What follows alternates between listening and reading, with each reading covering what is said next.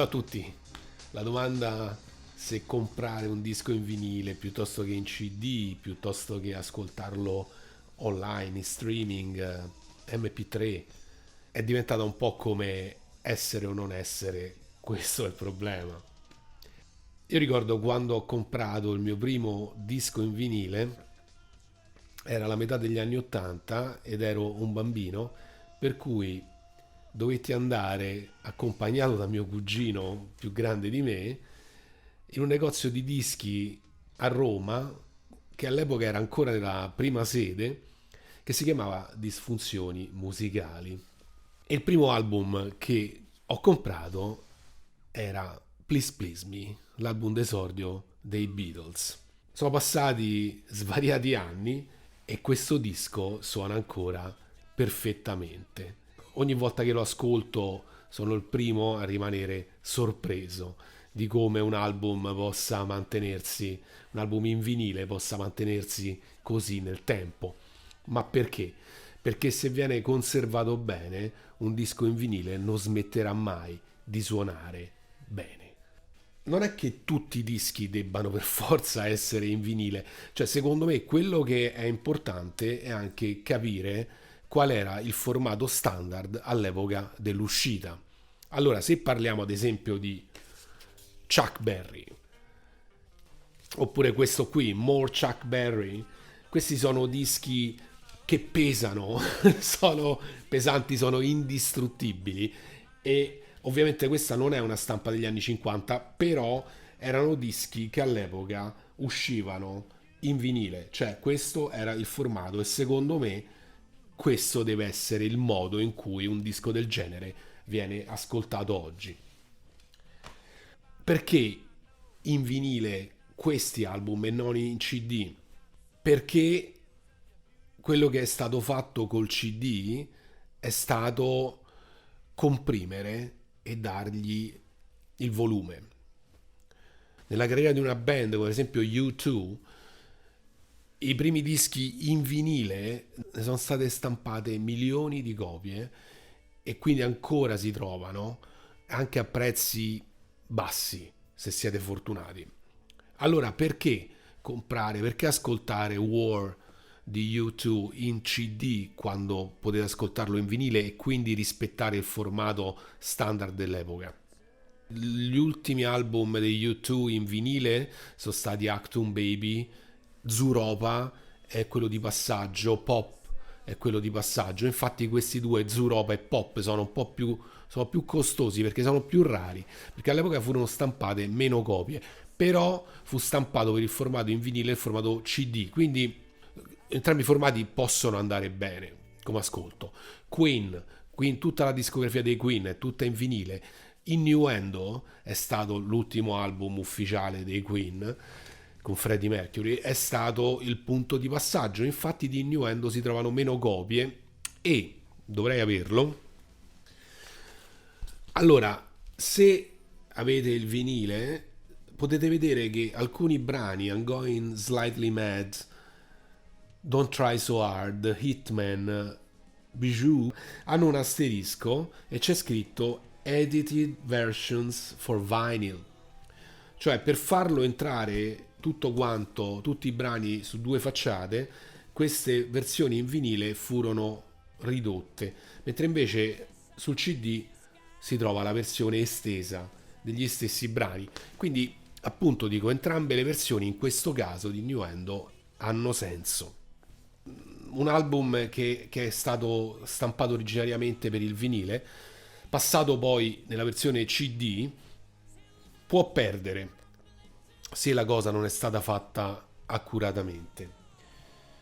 E proverò a spiegarvi il perché. Vediamo le differenze, no, tra i tre formati.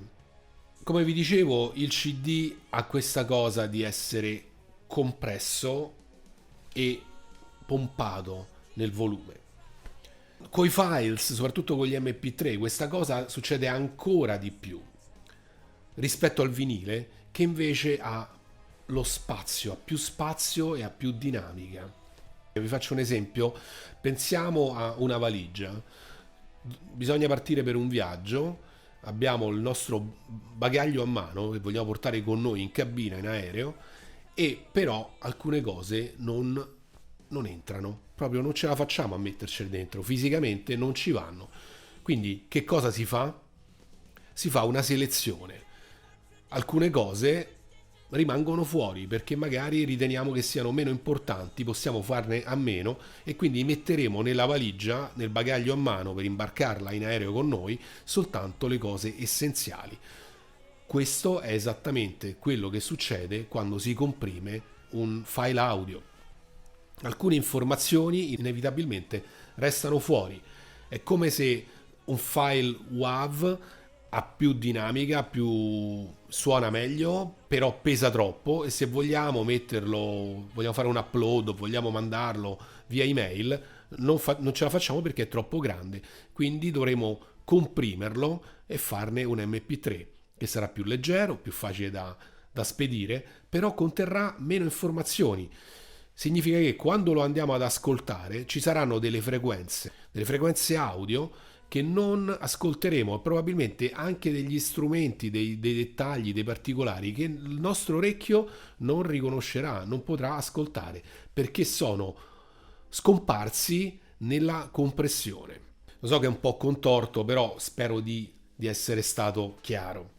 Allora, io ricordo che quando comprai il Black Album dei Metallica, che uscì nel 1991, era un disco che suonava benissimo e io era l'epoca del passaggio al CD, il CD costava tantissimo. Mi ricordo che dissi: no, questo disco suona troppo bene, merita di essere comprato in CD. E quindi lo comprai in CD e vendetti il vinile. Me ne sono pentito amaramente. Qualche anno fa, per fortuna, sono riuscito a ritrovare la versione originale in vinile, pagandola anche insomma una cifra eh, considerevole. Però l'ho preso e finalmente sono tornato ad ascoltare il Black Album come meritava di essere ascoltato. Anni fa vivevo a Berlino e entrai in un negozio di dischi, il mio negozio di dischi di fiducia, e vidi Nevermind dei Nirvana in una versione con vinile blu. Era un disco che non avevo mai posseduto in vinile e dissi, beh, sai, costava solo 15 euro. Ho detto, beh, questo è un disco però da avere e quindi lo acquistai. Arrivato a casa, l'ho messo sul piatto, sul giradischi e rimasi così deluso perché quel suono non era il suono che mi aspettavo da quel disco così famoso, no? Non c'era quel calore, non c'erano quelle dinamiche che mi aspettavo da un album del genere. Successivamente, nello stesso negozio, ho trovato di nuovo Nevermind con questa splendida copertina. Stavolta non si trattava di un vinile blu, ma era un vinile nero e così ad occhio anche la busta interna era stampata, mentre l'altro aveva un foglio che sembrava una fotocopia fatta male inserito dentro e il disco in vinile era in una busta bianca.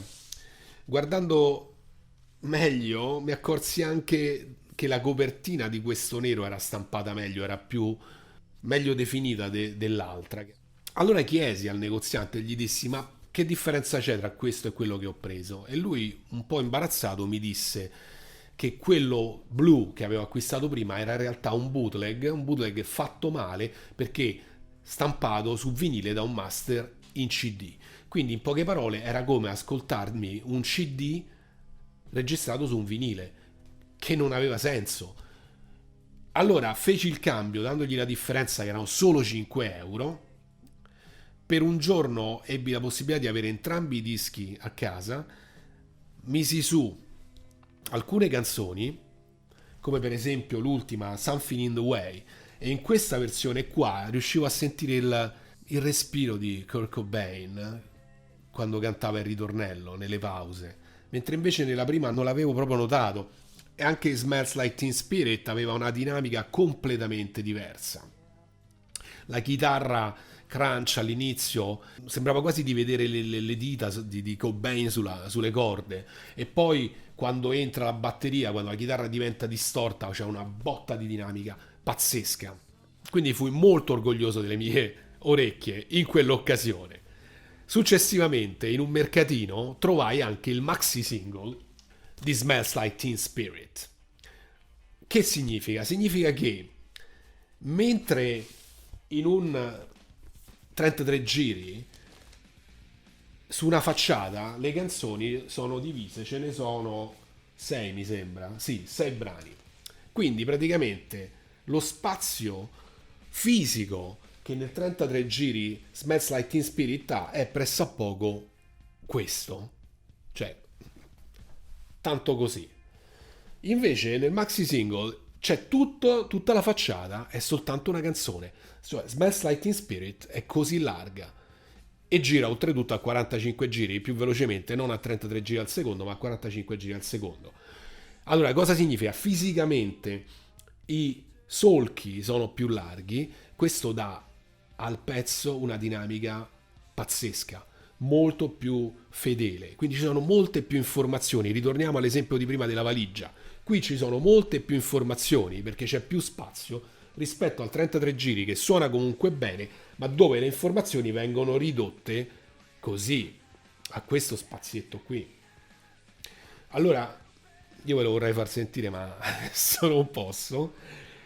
Questo è come dovrebbe suonare questo brano, cioè dove la dinamica è fantastica, sembra di avere la batteria, sembra di avere Dave Grohl in camera, il feedback della chitarra elettrica è infinito, veramente si notano dei dettagli che non avevo mai ascoltato prima. Un giorno ne parlavo di questo ad un'amica, le facevo proprio questo esempio e lei molto scettica mi disse: ah sì sì, certo certo, allora facciamo una cosa, facciamo un blind test, cioè tu ti giri e io metto uno dei due dischi e tu senza guardare devi indovinare se si tratta del maxi single o del 33 giri.